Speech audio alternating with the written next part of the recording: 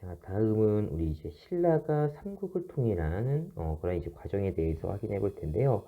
자, 어, 이제 그 진흥왕, 신라 이제 진흥왕 때 진흥왕이 이제 백제의 성왕과 힘을 합쳐서 고구려가 차지하고 있던 한강을 빼앗게 되죠. 자, 그런데 진흥왕이 이제 성왕을 배신해서 한강을 이제 전체를 다 차지했다라는 겁니다. 그러니까 이 백제는 이 신라에 대한 복수를 계속 이제 생각을 하고 있었어요. 자, 백제의 이제 의자왕, 이 사람이 이제 그 백제의 마지막 왕인데요. 이 의자왕이 이제 복수를 이제 틈타다가 이 경산남도 합천이라고 하는 곳입니다. 여기 대하성이. 자, 이 대하성이라고 하는 곳을 이제 공격을 하게 되는데, 이 대하성 같은 경우에는 이제, 어떤 되게 중요한 지역입니다. 요충지입니다. 이 대하성을 그러니까 대하성을 공격하고 나서 조금만 더 가면 신라의 수도 경주까지 이제 다다를 수가 있는 겁니다. 자, 이러한 상황이 오니까 이제 신라가 위기감을 느낀 거예요. 그래서 신라의 김춘추가 어떻게 하냐면 어, 동맹을 이제 요청하러 이제 떠나게 됩니다. 처음에 어디로 가냐면 이제 고구려로 갑니다. 자, 그래서 고구려의 도움을 요청해요. 자, 요청했는데 이거에 대해서 고구려는 이제 거절을 하게 됩니다. 어, 거절을 하면서 뭐라고 하냐면 신라 너희가 차지했던 그 한강 유역 땅 돌려주면 우리가 도와주겠다라고 이제 이야기했어요.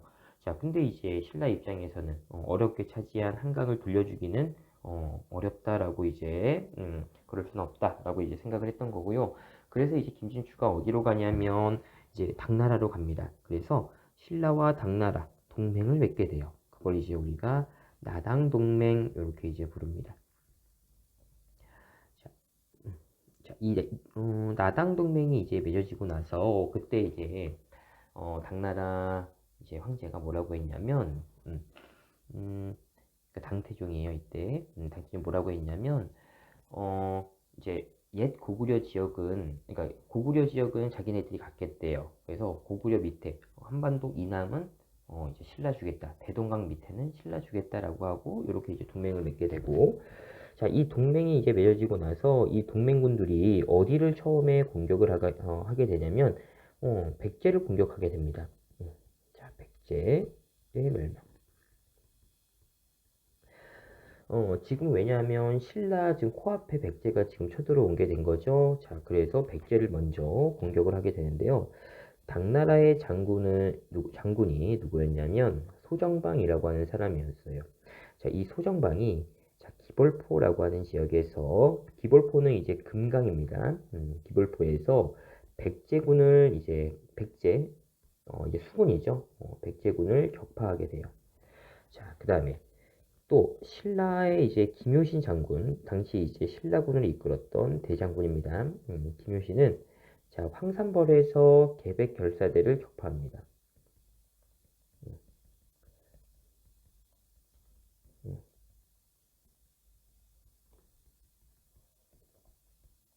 음, 대를 격파했다. 어떻게 보면 이 황산벌 전투가 이제 어떻게 보면 백제의 이제 최후의 어떤 저항이라고 이제 보면 되겠고요. 자, 이 황산벌 전투에서 이제 신라가 승리를 거두게 되고요. 결국에는 백제의 수도였던 사비성이 이제 함락이 되면서 백제가 멸망을 하게 됩니다. 이때가 이제 660년이고요. 자, 백제가 이제 멸망했으니까 이 나당연합군들이 이제 고구려로 쳐들어가겠죠. 자, 고구려가 멸망하는 모습을 볼 건데 이 시기에 연개소문은 이제 돌아가신 상태였어요. 자, 당시 이제 고구려의 권력을 주름잡았던 연개소문이 돌아가시고 나서 지배층 사이에 권력 다툼이 벌어지게 됩니다.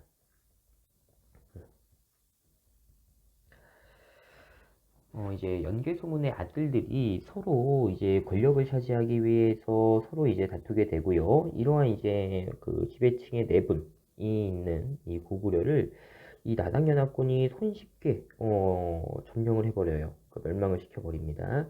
나당연합군이 평양성을 함락하게 돼요.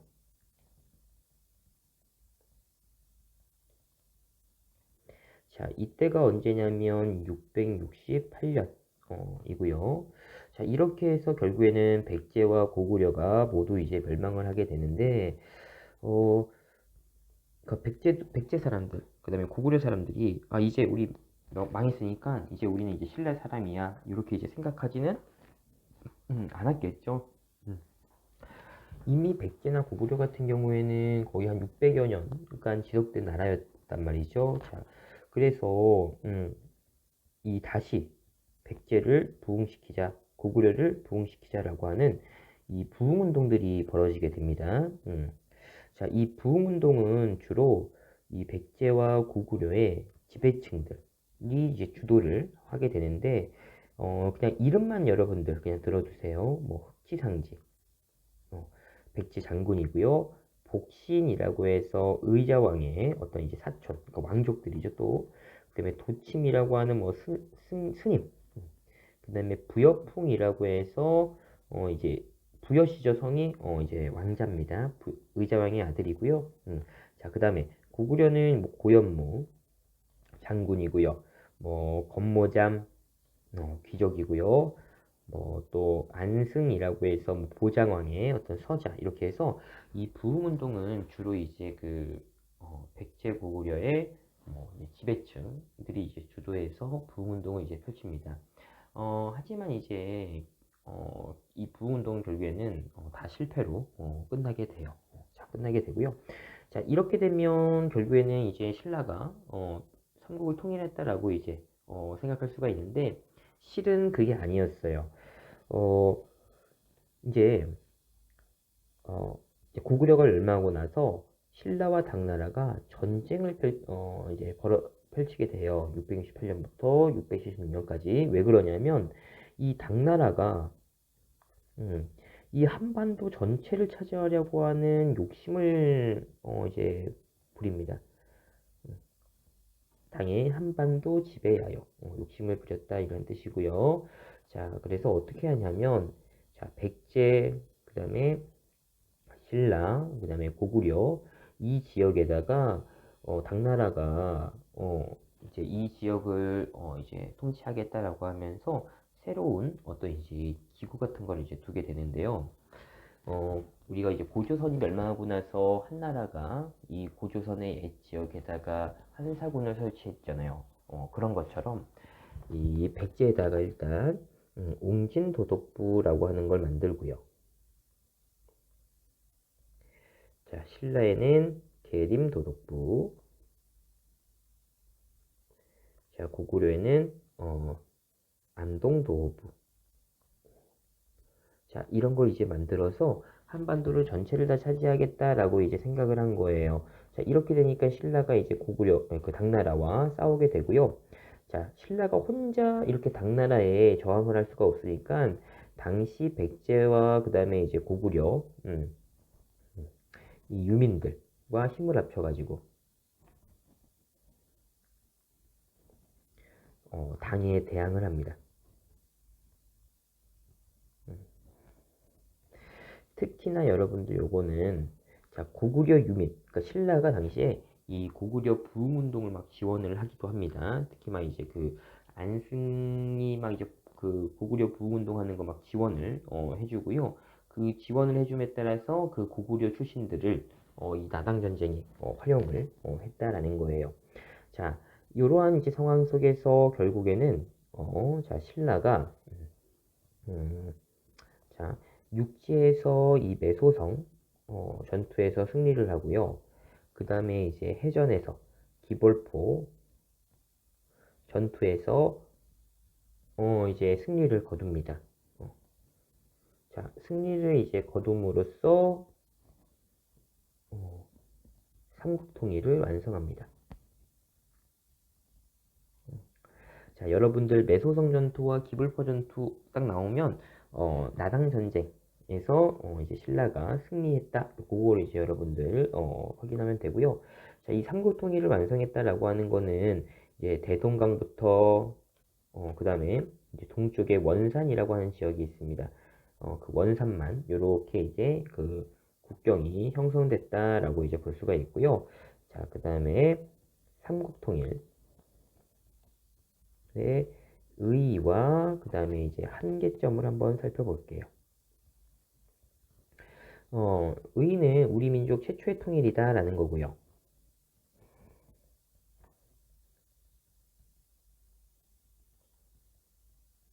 그 다음에 우리 민족 문화의 기틀을 마련했다.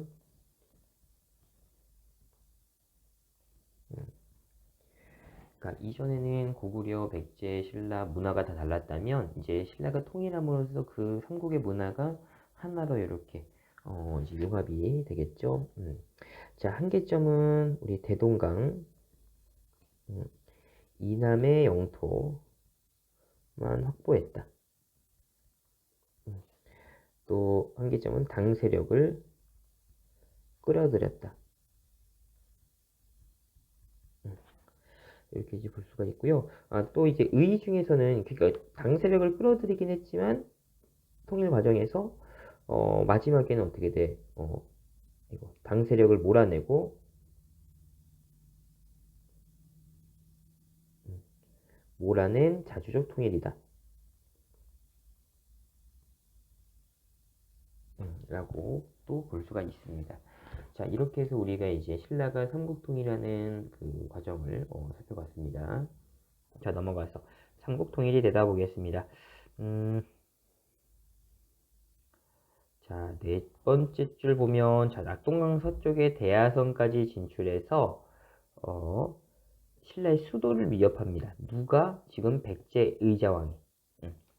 자, 이렇게 되니까 신라, 그 위기를 느낀 신라 김춘추가 고구려에 가서 처음에 도움 요청하지만, 거절합니다. 고구려가.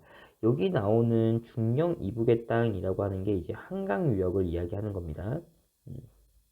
한강 유역.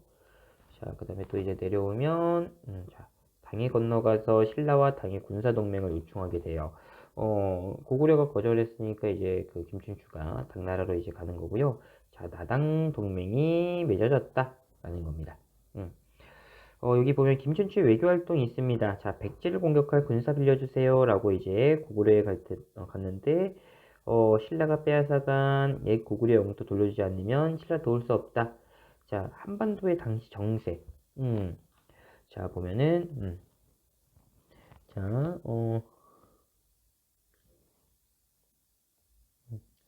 자, 이거, 백제가, 자, 백제가, 대하성을 공격하고요.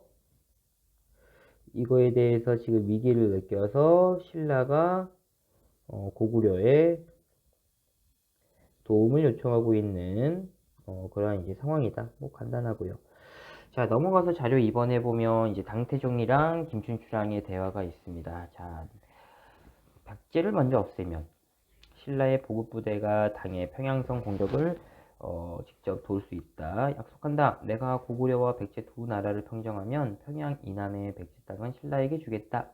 자, 이 협상 이후에 상황이 어떻게 진행되느냐? 나당 동맹 맺은 거죠, 지금.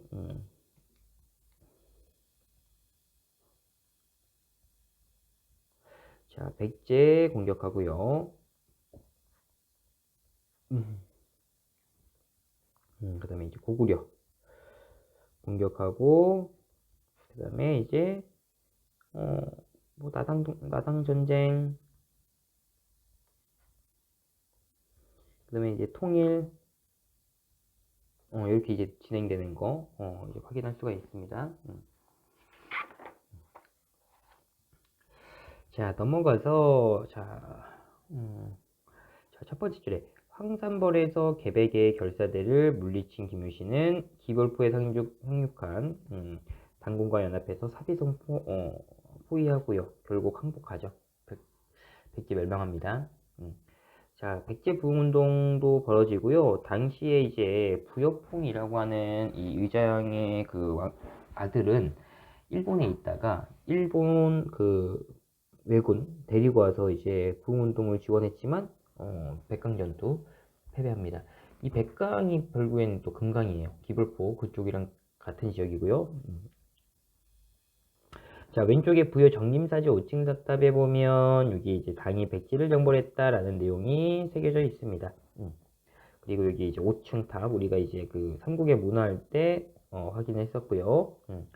자, 그 다음에 두 번째 줄에 연개소문이 죽은 후에 아들들 사이에 권력 다툼이 일어났고요. 결국엔 고구려도 멸망을 하게 됩니다. 자, 건모잠, 그 다음에 보장의 서자 안승, 이렇게 지금 고구려 부운동을 전개했다라는 거고요. 결국에는 실패로 끝났다.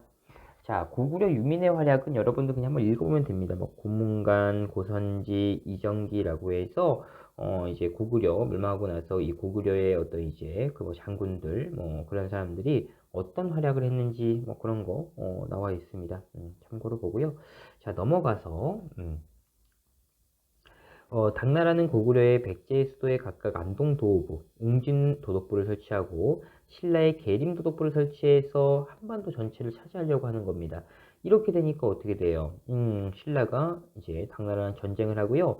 자, 이러한 과정에서 신라 혼자 당에 대항할 수가 없으니까 이 신라가 안승을 고구려 왕으로 책봉하고요. 고구려 부운동을 또 이제 후원을 하게 됩니다. 그래서 신라는 고구려 부흥군과 함께해서 당의 부대를 선제 공격하게 되고요. 매소성과 기울포에서 크게 승리를 거두면서 신라 삼국통일을 이제 완수를 하게 됩니다. 자, 삼국통일의 의의를 보면 삼국 문화가 하나로 융합돼서 민족문화 발전의 기틀이 마련되고, 자, 대동강 이북의 영토는 잊어버렸지만 나당전쟁에서 신라가 승리함으로써 당의 야욕을 좌절시키고요. 자, 그 다음에 이후에 이제 고구려를 계승한 발해가 건국될 수 있었던 뭐 배경이 되기도 했다. 뭐 참고로 이제 보고요. 자, 뭐 고연무, 건모잠, 안승, 고구려 부흥운동이고요. 흑지상지, 북신, 도칩, 그 백제 부흥운동이다. 그런 거 이제 참고로 보면 됩니다. 자, 내려와서 이제 문제를 한번 풀어볼게요. 자, 당으로 건너가 나당연합을 시킨 신라의 인물은 김춘추. 자, 그 다음에 신라는 매소성과 기울포에서 당군을 크게 물리치고 삼국통일을 완수합니다. 그 다음에 이제 발해 건국과 관련된 내용이 나오는데요. 발해에 관련된 거는 우리가 뒤에서 좀 자세하게 이제 다뤄볼 거고요. 여기에서는 그냥 간단하게 그러니까 이 고구려를 하고 나서 이 고구려 장군 출신 대조영이 요서 지역으로 강제 이주 당합니다. 그래가지고 이제 살고 있는데 그때 이제 거란족이 당나라한테 이제 반란을 일으키게 되면서 이 대조영이 무리 이끌고 이제 탈출하는 겁니다. 그래서 만주 지역의 동모선에서 발해 건국했다. 그 다음에 남쪽의 신라, 북쪽의 발해에서 남북국 형세가 됐다. 요거 이제 여러분들 이제 참고로 기억하고요. 그 다음에 여기에서 보면 이 발해가 영토가 엄청 이제 넓게 차지합니다. 여기 대동강, 다시 여기 대동강 쪽이랑 그 다음에 여기 요동이랑 해가지고 이게 여기 러시아 땅까지 이렇게 거의 엄청 이제 넓은 영토를 이제 차지를 하게 되는데요. 그래서 지금 현재 막 중국, 우리나라, 뭐 러시아 이게 지금 다 걸쳐 있어가지고 서로 막 자기네 땅이다 막 이렇게 우기고 있는 상황이다라는 거예요. 자, 그래서 우리가 이제 중요한 거는 자, 발해가 우리 땅인 근거. 자, 발해 왕은 자신을 고려 왕이라고 칭했고요. 일본도 발해를 고려라고 불렀다. 여기에서 말하는 고려는 고구려입니다. 자, 그 다음에 발해 건국한 대조영이 고구려 장군 출신이고요. 지배층의 상당수가 고씨다. 그래서 고구려를 계승한 국가가 분명합니다. 요거를 여러분들이 중점적으로 기억을 해야 돼요. 자, 고구려 장군 출신 자, 대조영이 발해를 건국을 하고요. 신라와 발해가 병존하던 시기를 남북국 시대에 이렇게 이제 보는 거죠. 자, 여기는 가상의 인터뷰는 여러분 그냥 한번 읽어보세요. 여기 넘어갈게요.